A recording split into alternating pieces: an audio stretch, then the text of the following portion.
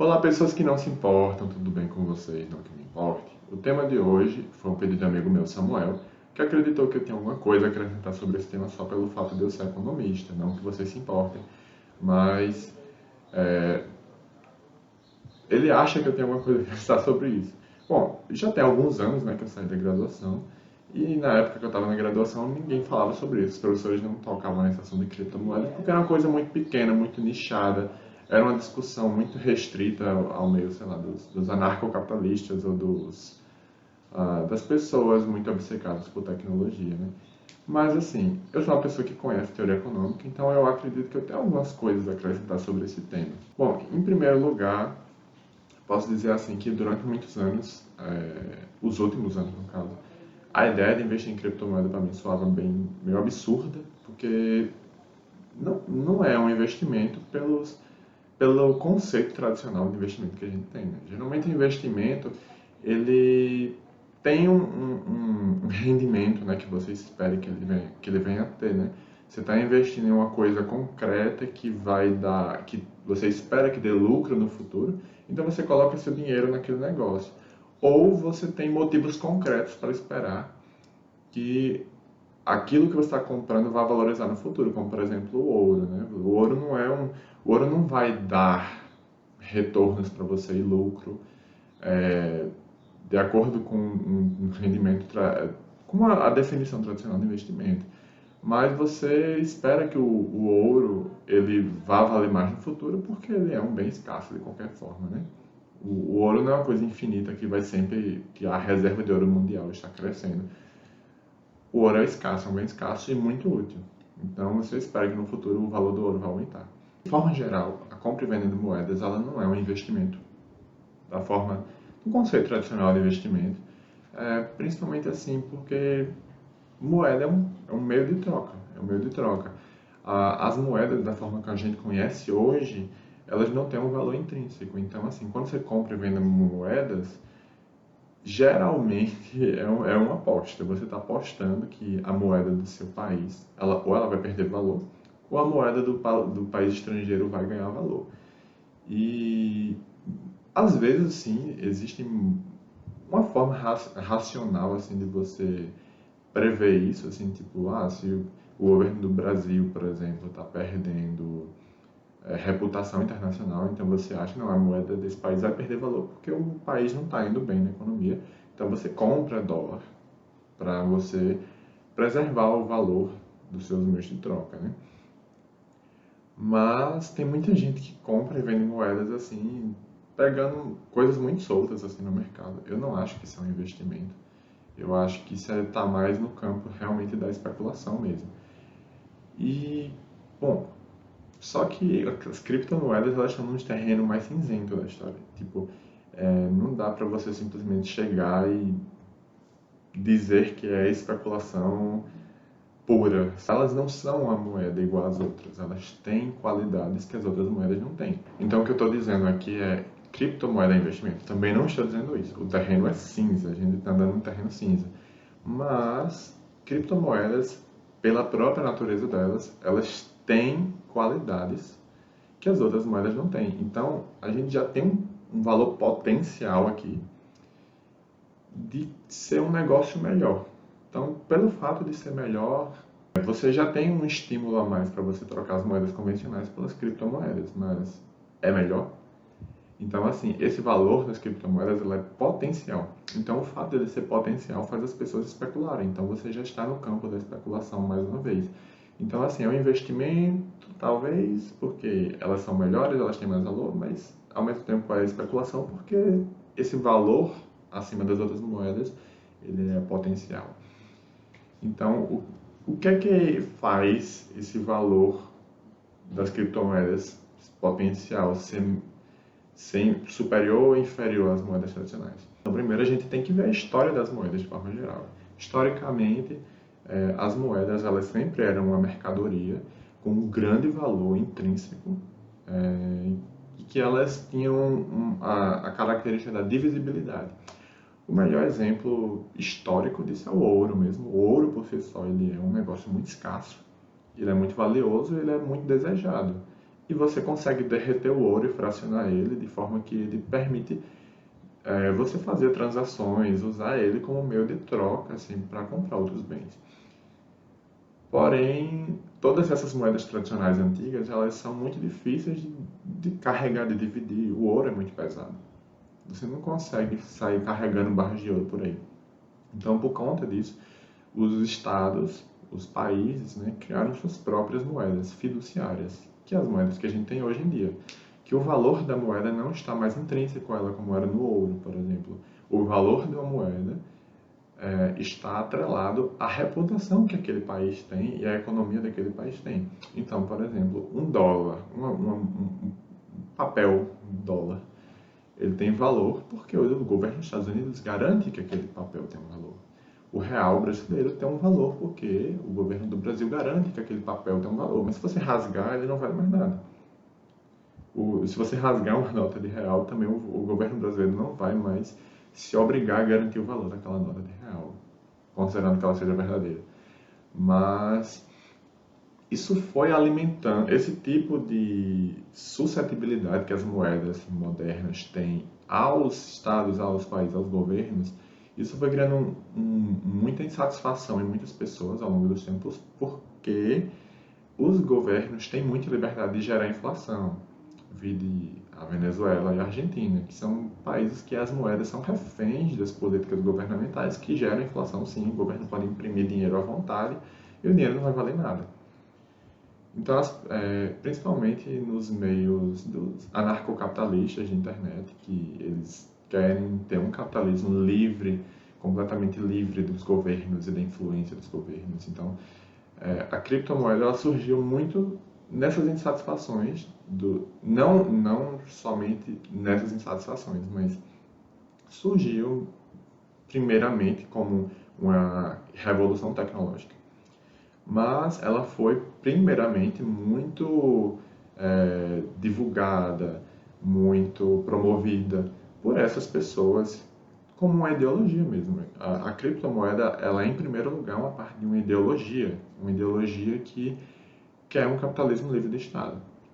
Ok, mas da ideologia do todo o potencial que a criptomoeda tem até a realidade, existe um grande espaço, um grande buraco aqui, e é aqui que a gente vai começar a trabalhar agora. Por que as criptomoedas são melhores que as moedas tradicionais? E por que talvez elas não sejam? Bom, eu vou dividir primeiro em tópicos. As pessoas mais puristas, né, da ideologia da criptomoeda, que a criptomoeda não tem inflação, que os governos não podem destruir ela, que é uma moeda universal, global, livre de inflação, eles realmente estão certos nessa medida. Nenhum governo está criando inflação na criptomoeda. Porém, ela não é uma moeda estável. Ela, às vezes, ganha muito valor e, às vezes, ela perde muito valor. Então, assim, eu acredito que um dos motivos, né, pelo qual o capitalismo ele consegue se instaurar em países estáveis é justamente essa capacidade que governos com muita reputação boa eles têm de gerar esse ambiente de negócios seguro. Porém, se você quer gerar um ambiente capitalista mundial baseado num negócio que é altamente volátil e que não tem estabilidade, eu acho que isso é um problema. Eu acho que, tipo assim, você sai da inflação dos países e aí você vai para um meio em que hoje tu tem uma moeda que vale $1, daqui a um mês ela vale $1.000 e depois ela cai para $100. Então, eu acho que não é um ambiente seguro para as empresas negociarem um negócio que é tão volátil. Bom, o segundo tópico é com relação à moeda ser um meio de troca, né? Então, assim, para o potencial da criptomoeda ela realmente ser um meio de troca universal que funciona em qualquer lugar do mundo, que você pode comprar desde um carro até um corte de cabelo. Porém, para isso acontecer, as pessoas têm que aceitar criptomoedas. Então, assim, muitas empresas grandes já estão flertando com as criptomoedas, têm comprado criptomoedas. Eu vi uma notícia no outro dia que o Mercado Livre, que é uma empresa argentina muito presente no Brasil, comprou um horror de criptomoedas Mas assim, eles aceitam esses pagamentos em criptomoeda? Esse tipo de pagamento, ele já está sendo aceito amplamente? Eu tenho minhas dúvidas. Assim, a maior empresa até hoje que advogava, né, que ia aceitar pagamento em criptomoeda, ela é a Tesla Motors, do Elon Musk, que é a empresa de carros elétricos, que ele já voltou atrás e disse que não vai mais receber pagamentos em criptomoeda. Ele deu uma justificativa lá, uma justificativa bem ruim, inclusive. Eu tentei entender porque ele deu aquela justificativa, mas isso daria um vídeo inteiro só para tentar dissertar sobre isso. E se eu fosse fazer esse vídeo, eu ia fazer uma cópia de outros youtubers. Eu não quero me colocar nesse papel. Enfim, se não tem grandes empresas aceitando pagamento de criptomoeda, então o potencial real da moeda ele vai caindo. Vai caindo. E assim, aqui a questão começa a se tornar mais política.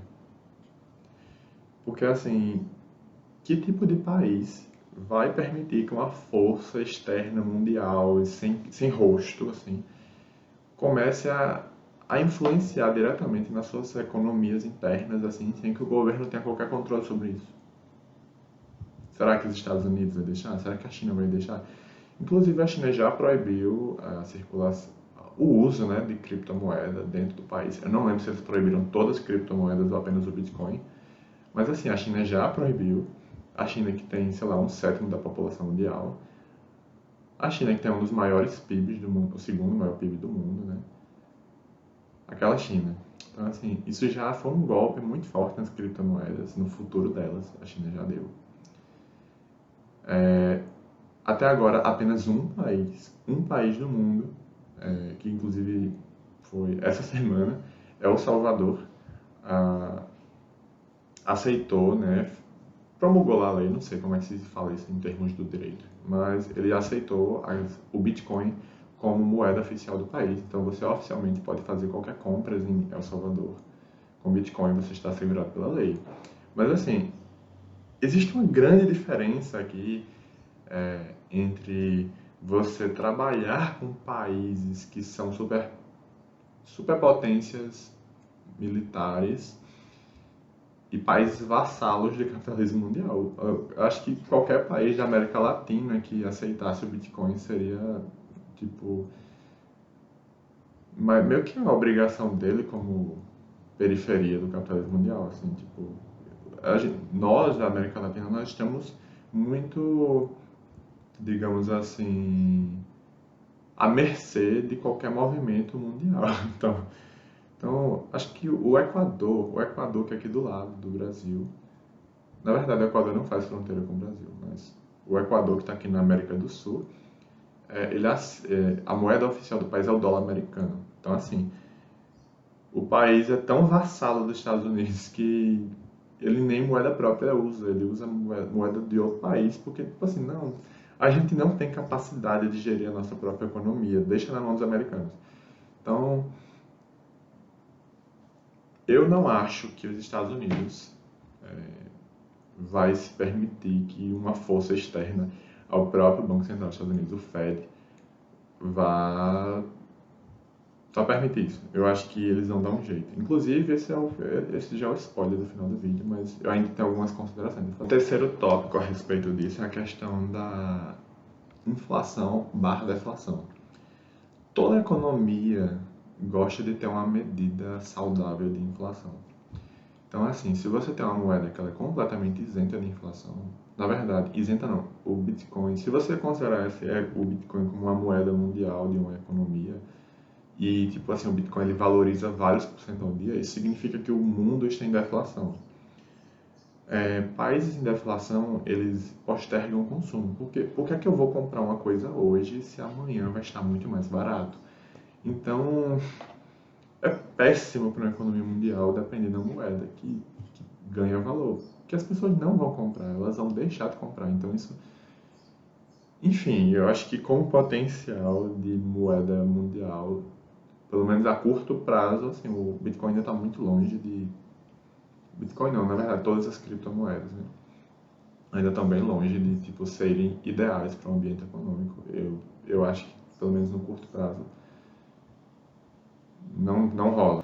Então, assim, concluindo, o que eu espero para o futuro, o que eu acho que provavelmente vai acontecer. Muitos países já estão estudando criar suas próprias criptomoedas, inclusive o Brasil, inclusive os Estados Unidos. Então, eu vejo duas alternativas mais prováveis do que vai acontecer, porque realmente o futuro das criptomoedas é político. Você pode criar quantas criptomoedas você quiser.